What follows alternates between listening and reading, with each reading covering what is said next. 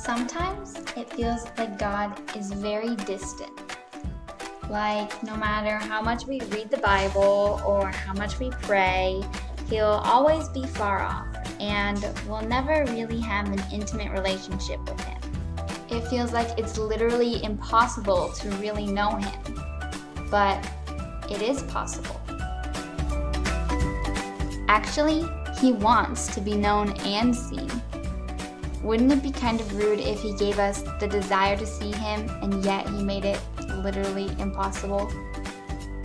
But we can't see Him physically with our eyes or through any similitude because God doesn't have a body.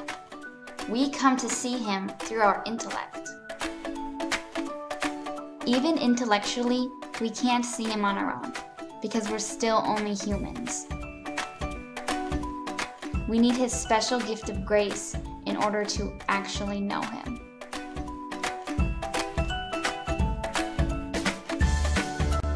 This increase of intellectual powers is called the illumination of the intellect. Another thing to know is that some people see God more perfectly than others do, and this is because they have more charity. And in having more charity, they have more desire to know Him perfectly. But knowing Him doesn't necessarily mean that we comprehend Him. Actually, since we're not God, it's impossible for us to comprehend Him. But when we do see God, do we see all of what we see at the same time?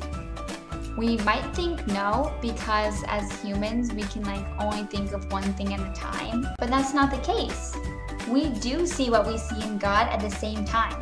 Just like when we see a friend and how they have eyes and a nose and a smile, we see it all at once because the many parts of the friend are understood by the whole idea of the friend.